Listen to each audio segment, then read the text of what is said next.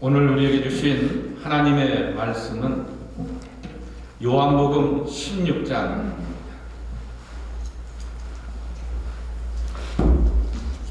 요한복음 16장 25절서부터 끝절 33절까지의 말씀입니다. 이것을 비유로 너희에게 일렀거니와 때가 이르면 다시는 비유로 너희에게 이르지 않고 아버지에 대한 것을 밝히 이르리라. 내가 너희를 위하여 아버지께 구하겠다 하는 말이 아니니 이는 너희가 나를 사랑하고 또 내가 하나님께로부터 온 줄 믿었으므로 아버지께서 친히 너희를 사랑하심이라.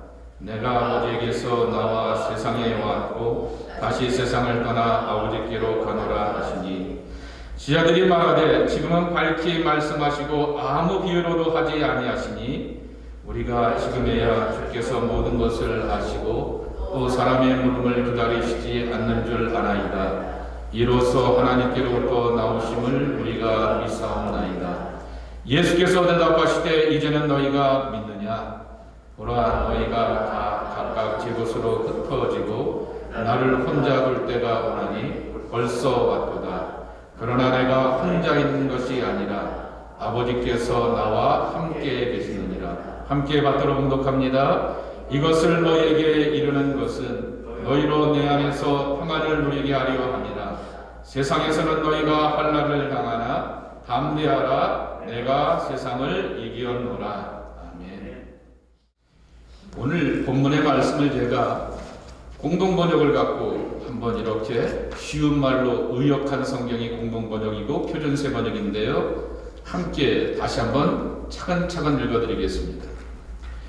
내가 지금까지는 이 모든 것을 비유로 들려주었지만 이제 아버지에 관하여 비유를 쓰지 않고 명백히 일러줄 때가 올 것이다.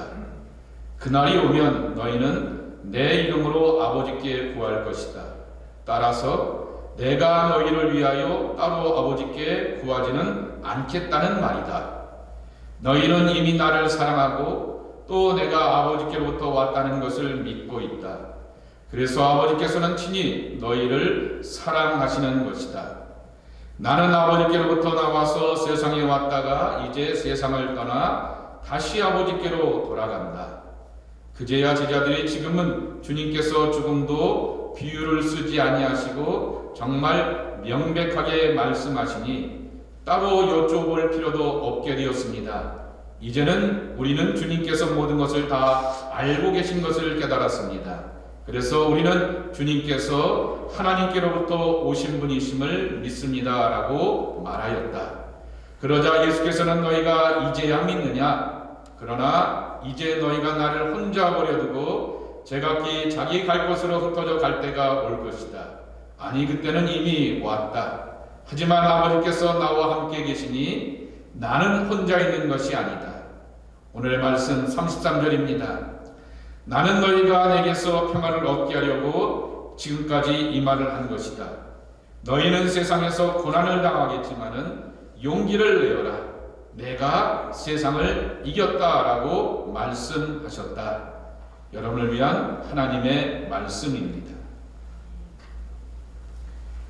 A.W. 토저가 요새 많이 유행하는 이단과 사이비의 문제는, 거짓된 신앙의 문제는 진리를 거절하기보다는 성경의 말씀 혹은 진리를 선별적으로 받아들여서 자기들이 편한 대로 믿고 해석하는 데 있다고 하였습니다.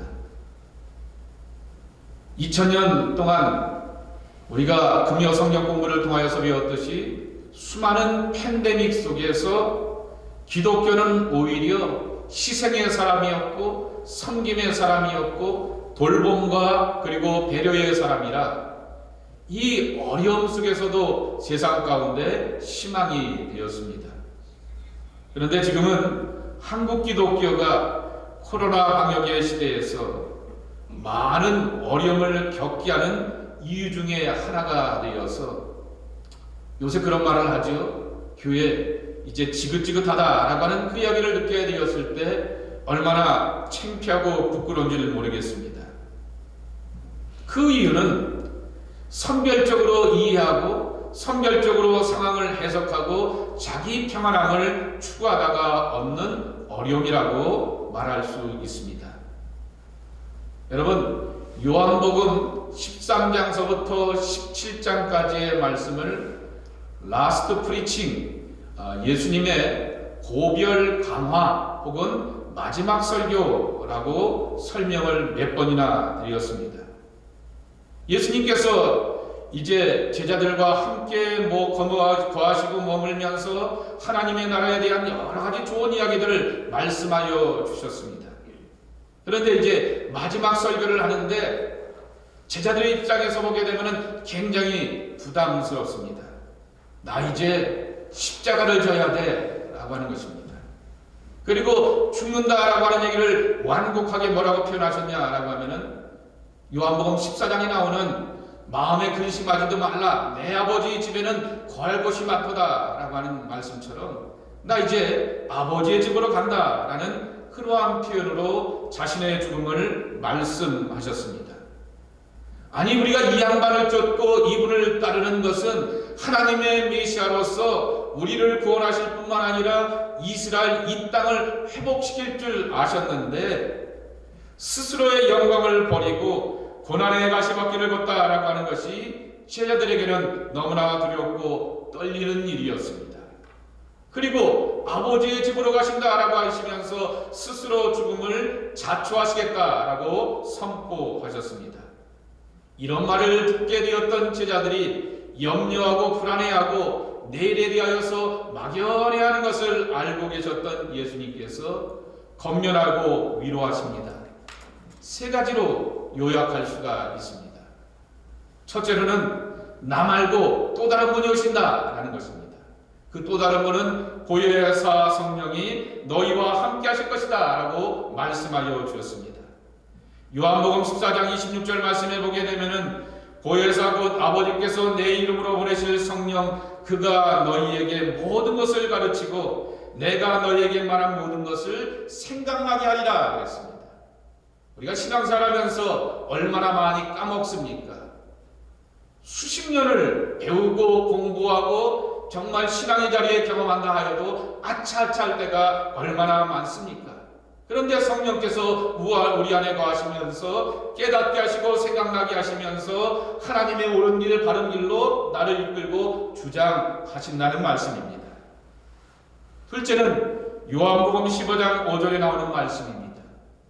나는 포도나무여 너희는 가지니 그가 내 안에 내가 그 안에 거하면 사람이 열매를 많이 맺나니 나를 떠나서는 너희가 아무것도 할 수 없다 라는 말씀이십니다. 그러시면서 포도나무 되시고 농부가 되시는 하나님의 사랑과 돌봄 안에 꼭 거하라 라고 하는 것입니다. 제멋대로 살지 말고 자기의 경험과 의지를 따라서 살지 말고 하나님 안에 예수 그리스도 안에 꼭 붙어 있게 되면 이 시련과 연단을 능히 이길 것이다 라는 말씀입니다.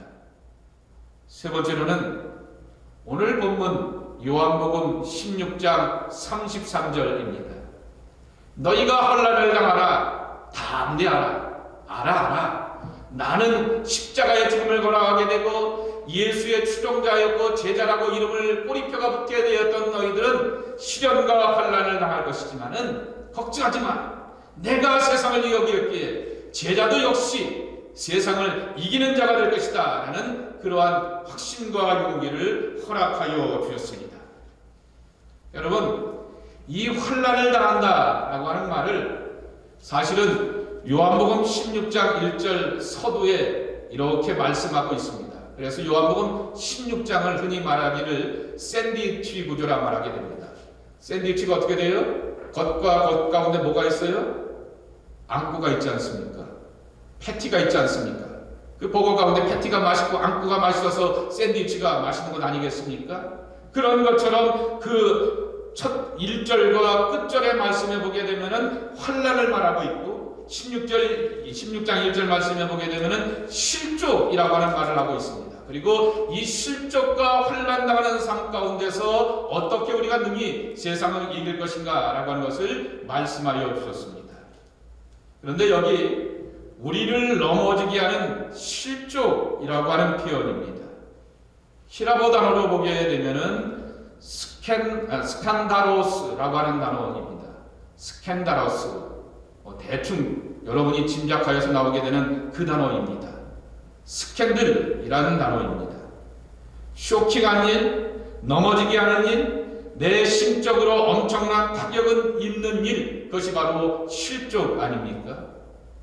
여러분, 내가 육체적인 환난을 당하게 되면은 내 스스로 몸만 부러지는 것이 아니라 그 몸속에서 삶과 가족과의 관계와 주변의 모든 것이 무너지게 됩니다. 내가 경제적인 데미지를 입게 되면은 그 경제적인 데미지로 인하여서 살아가야 될 모든 것이 무너지게 됩니다. 내가 하나가 뭔가 무너지게 되고 시련과 환난을 당하게 되면은 소위 말하는 남의 입방아에 오르게 되면서 말 그대로 스캔들이 되는 것입니다. 연예 기사에 나오게 되는 그것만이 스캔들이 아니라 우리를 쓰러지게 하고 넘어지게 하는 삶의 수많은 실족들이 환난 때문에서 오게 되는 것을 우리는 많이 경험하게 됩니다. 그런데 2000년의 기독교 역사가 우리에게 분명하게 가르쳐 주신 것은, 그리고 성경의 사람들이 우리에게 분명하게 들려주시는 것은, 하나님의 백성들은 이 시련과 환난과 실족당하는 일 속에서 승리하였고 하나님의 살아계심을 보여주셨다라고 하는 것입니다. 그것이 어디서부터 왔는가라고 하는 것입니다. 16장 33절 말씀에도 있듯이 승리케 하시게 되는 예수님 때문이라고 하는 것입니다. 그래서 어떻게 우리는 이 승리를 우리의 삶 가운데서 경험할 수 있을까?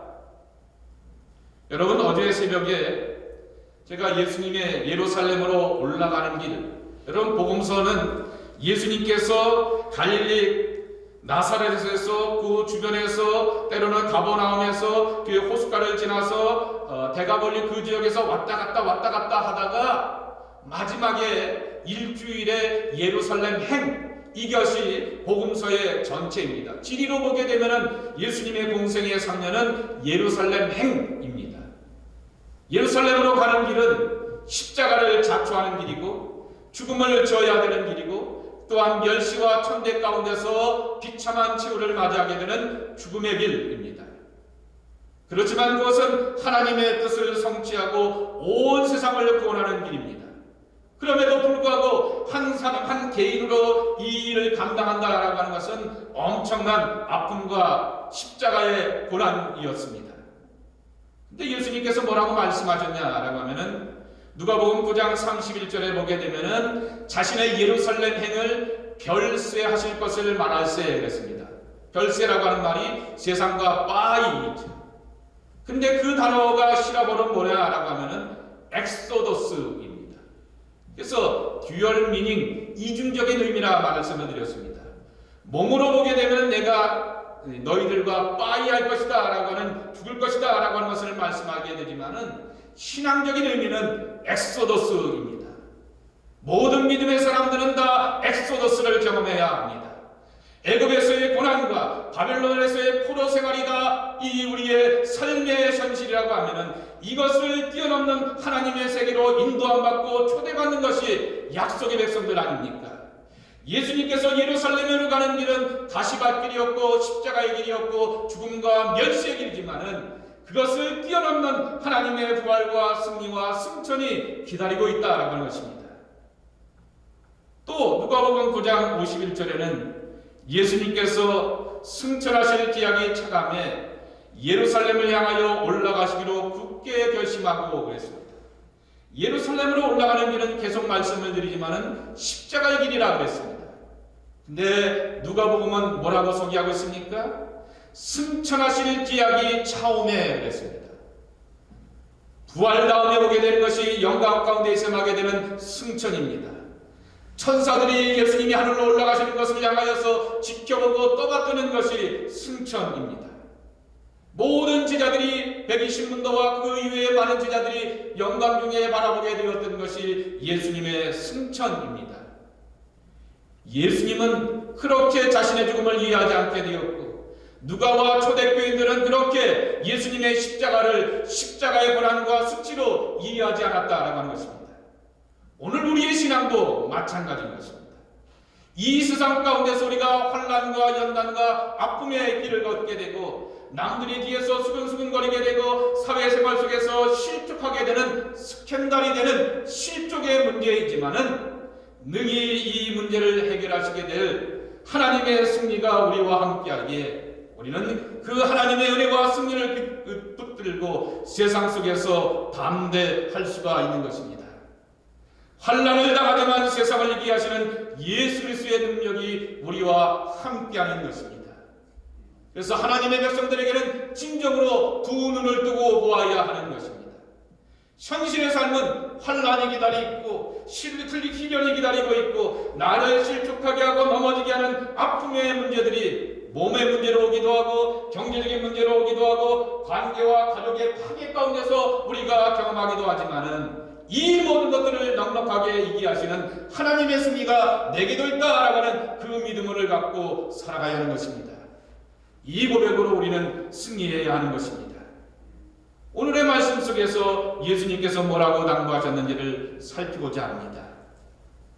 첫째로는 26절입니다. 그날에 너희가 내 이름으로 구할 것이요 내가 너희를 위하여 아버지께 구하겠다라는 말이 아니니 그랬습니다. 참 말이 헷갈리게 됩니다.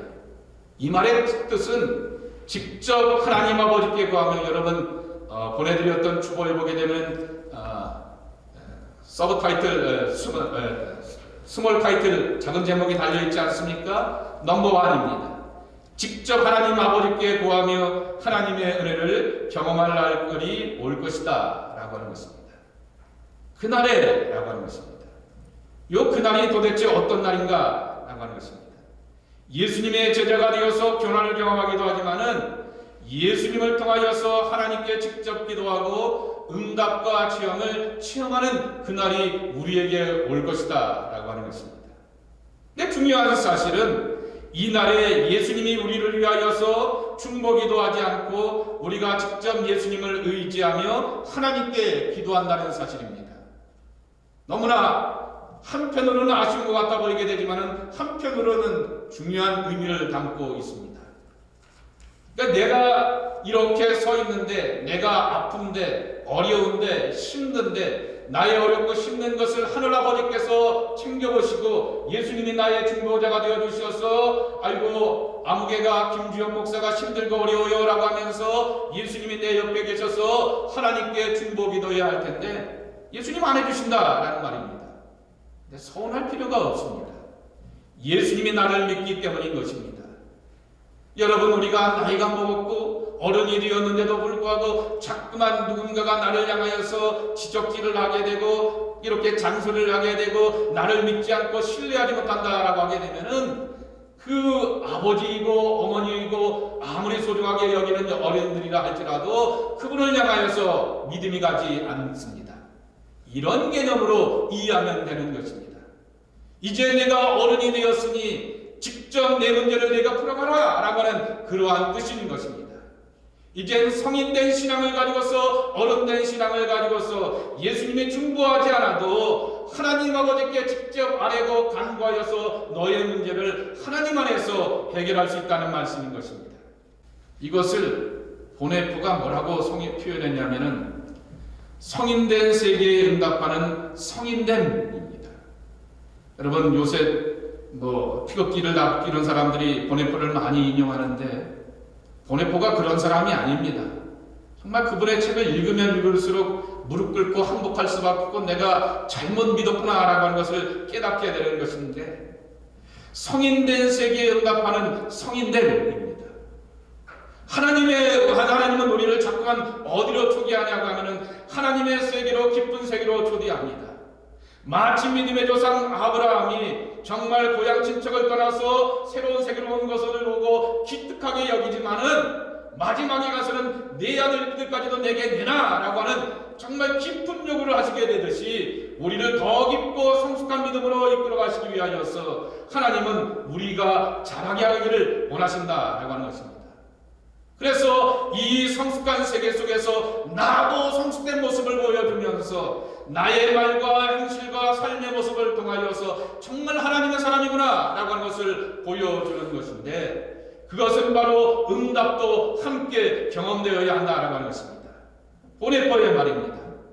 살아계신 성서적이고 인간적인 하나님은 나를 향하여서 성숙한 인간이 될 것을 요구하신다라고 하는 것입니다. 내가 믿음으로 자라고 말씀으로 자라고 사랑으로 자라고 섬기면서 그 온전함을 통하여서 하나님의 살아계심이 세상 속에 드러나는 것입니다. 그렇게 우리를 이렇게 응답받고 사는 것을 기뻐하시는 것입니다. 고난 속에서 우리를 성숙한 하나님의 자녀가 되게 하시는 하나님의 초대, 이것이 고난을 극복하는 세상을 이기는 자의 첫 번째 모습이고 바로 하나님과 직접 대면하며 만나는 우리의 기도가 되어야 하는 것입니다. 그러면 도대체 어떻게 기도할까? 맨날 목사님 기도하라, 지난주에도 기도하라 그랬는데 제가 여러분들에게 편안하게 기도할 수 있는 법을 하나 예화로 들려드리겠습니다. 네오 톨스토이에 나오게 되는 그러한 예화입니다.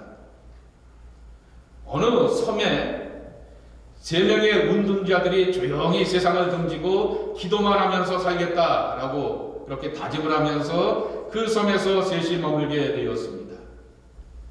그러면서 그들이 뭐라고 말했냐면은 하나님도 셋, 삼일체 하나님이시니 우리도 셋, 그러니 각각 그렇게 하나님과 연결되어서 성부 하나님, 성자 하나님, 성령 하나님을 이렇게 의지하면서 기도하면 되겠지라고 얘기를 하는 것입니다.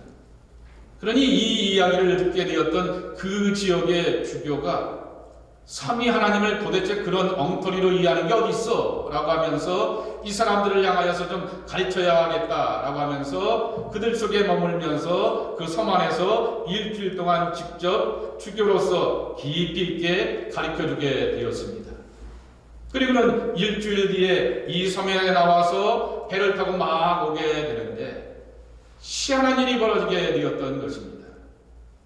이 세 섬 안에 머물게 되었던 세 사람의 은둔자가 섬 밖으로 나오게 되는데 물 위로 이렇게 자꾸만 걸어오면서 이 주교를 향하여서 묻는 것입니다. 주교님, 지난 일주일 동안 저희들을 향하여서 기도를 가르쳐 주시게 되었는데 가르쳐 주시게 되었던 그 내용이 너무나 깊고 심오하여서 우리가 새로운 다짐을 가지고서 기도하려고 하게 되는데 말씀하여 주셨던 것을 다 까먹었습니다. 요점 한마디만 이렇게 해주십시오 라고 부탁을 하였습니다. 그때 주교가 그 장면을 지켜보면서 이렇게 대답을 하였다고 합니다. 지금까지 잘 기도하고 있었으니 계속해서 기도하십시오 라고 그들을 권면하고 축복하였다라고 하는 것입니다. 주교조차도 물 위로 걸어오지 못하는 그러한 기적과 능력을 체험하지 못하였는데 이들이 그들의 내용과 그들의 모든 것을 기도의 그러한 질서와 모든 것들을 보게 될 때 신학적으로 문제가 있을 수도 있고 성서적으로 문제가 있을 수 있다 할지라도 그들이 삶의 자리 가운데서 하나님의 기적과 능력을 능히 체험하면서 살아오며 하나님을 만나고 경험하는 그 체험이 있다라고 하면은 그 일상을 계속해서 유지하면서 하나님과 함께 나아가라고 하는 권면의 말씀인 것입니다. 리차드 포스터의 기도라고 하는 책에 나오게 되는 것입니다. 기도를 어떻게 하면 좋겠습니까? 라고 할 때 기도하면 됩니다. 내 인격을 가지고서 내 삶의 자리 가운데서 고백하면 됩니다. 거기에 어떠한 신학적이고 여러 가지로 이렇게 성서적이고 옳고 그름의 문제가 아니라 하나님이 아버지가 되어주시고 예수가 구주가 되어주시고 성령이 내 곁에 계셔서 나의 문제에 대하여 답이 되어주신다라고 하는 그 확신을 가지고서 기도하면 거기에 하나님의 능력과 응답으로 우리는 함께 경험하게 되고 세상의 고난을 능히 이기는 승리를 경험하게 될 것입니다.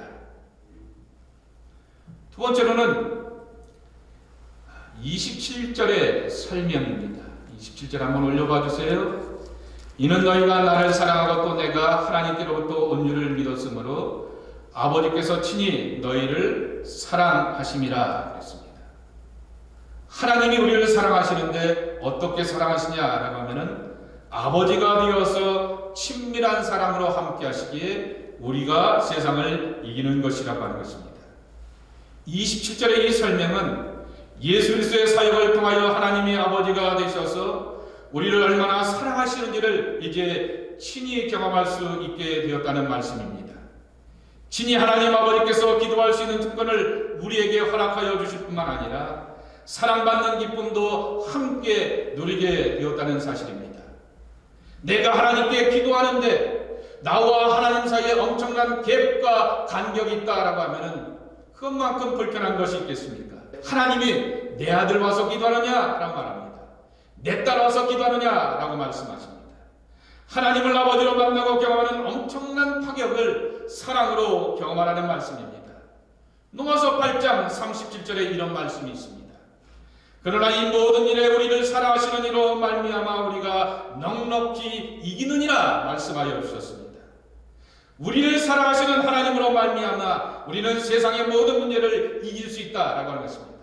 사망이나 위험이나 칼이나 적신이야 라고 말씀하여 주시면서 사망과 위협과 칼과 같은 세상의 시련과 연단과 핍박이 기다리고 있지만은 하나님의 사랑을 의지하고 집행하면서 이겨내는 것입니다.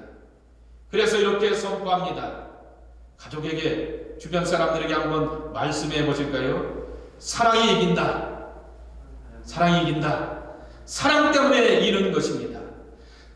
가족끼리 사랑하기 때문에 사랑 때문에 이기는 것이 아니라 하나님이 나를 사랑했기 때문에 우리는 세상을 이기는 자인 것입니다.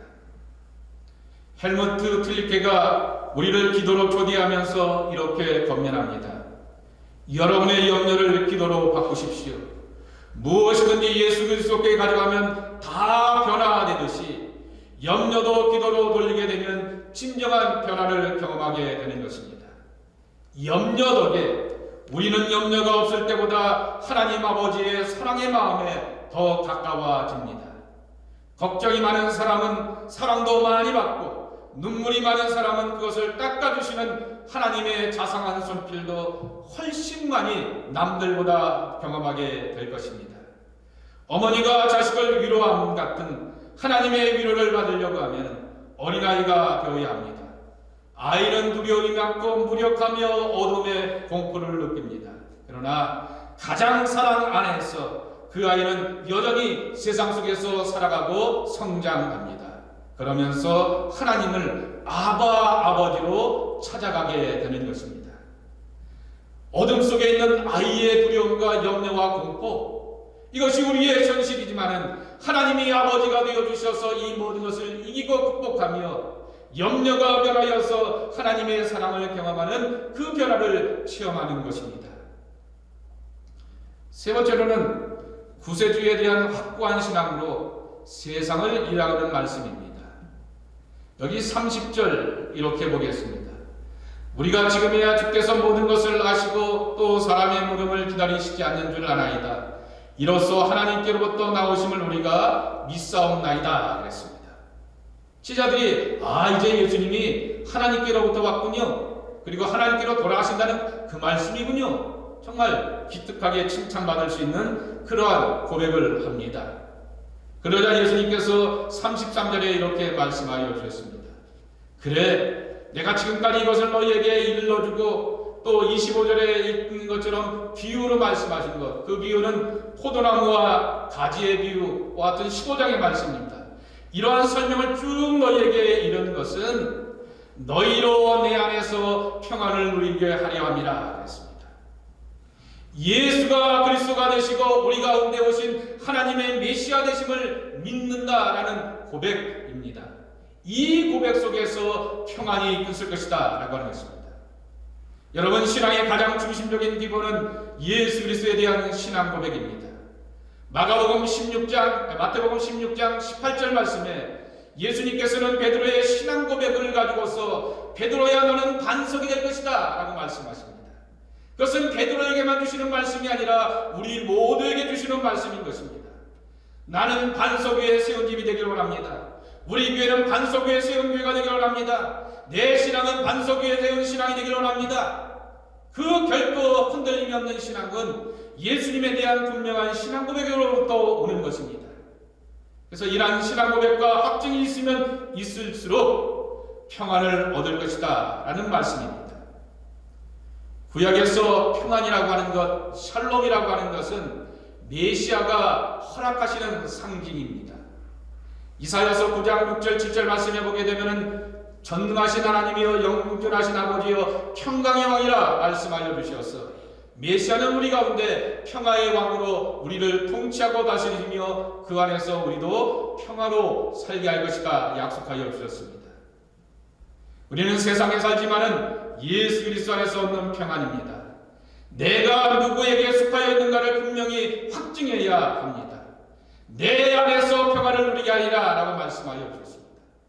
성 어스틴의 고백처럼 당신 안에 살면서 당신을 얻지 못하였습니다 라고 하는 어리석은 고백이 되지 말아야 합니다. 하나님 안에 살면은 하나님의 것들을 내 안의 것으로 누려야 됩니다. 예수 안에 살면 예수의 좋은 것들이 다 내 것이 되어야 합니다. 예수 그리스도를 믿는다라고 하면은 예수 그리스도 안에서 평안과 안식을 나의 것으로 누리는 것이 온전한 믿음인 것입니다. 저는 오늘 예배의 부름의 말씀을 묵상하면서 이 요한의 선언에 큰 은혜를 받습니다. 무릇 하나님께로부터 난 자마다 세상을 이기느니라. 세상을 이기는 승리는 이것이니 우리의 믿음이니라 그랬습니다. 요한의 이 신앙 고백도 많은 시행착오 가운데서 예배의 부름의 말씀 한번 떠올려 주시기 바랍니다. 시행착오에서 얻은 것입니다. 오늘 우리가 불렀던 찬송과 같이 시련과 연단 속에서 천국 같은 신앙 고백을 드렸던 사도 요한을 만납니다. 세상을 이긴다라고 하였을 때 이긴다라고 하는 말은 헬라어로 니카오라고 하는 것인데 요한복음에서 단 한 번 사용되게 되었지만은 요한일서와 요한계시록에서는 계속해서 빈번하게 요한의 입에 나오게 되는 말버릇입니다. 그리스도인들은 약한 자를 이기고 라고 고백하고 있습니다. 하나님께로부터 난 자마다 세상에서 승리한다라고 오늘의 예배의 부름의 말씀에 들려주고 있습니다. 그리고 요한계시록을 보게 되면은 아시아의 7개를 향하여서 이단의 유혹과 세상의 핍박을 이기며 믿음을 지켜야 된다라고 하는 것을 7번이나 반복적으로 선포하고 명령합니다. 이기는 그에게는 내가 하나님의 낙원에 있는 생명나무의 열매를 주어 먹게 하리라. 요한계시록 2장 7절입니다. 이기는 자는 둘째 사망의 해를 받지 아니하리라 라고 선포합니다. 계시록 2장 11절의 말씀입니다. 사도 요한이 경험적으로 체험하였기 때문에 이러한 선포를 입버릇처럼 몸으로 배워서 선포할 수가 있었던 것입니다. 하나님의 사랑이 나를 세상에 이기는 자로 살게 한다라는 이 선포와 확신이 요한의 확신일 뿐만 아니라 내 입의 열매가 되어야 될 줄 믿습니다. 토저의 글을 읽다 보게 되니까 하나님의 길에 우연은 없다라고 하는 그러한 예화인데요. 이런 예화가 있습니다. 어떤 젊은 시골 교회 목회자가 도시의 큰 교회에 가서 설교할 기회를 얻게 되었습니다. 그냥 그가 설교하기 전에 자기 교회를 소개하면서 이렇게 말합니다.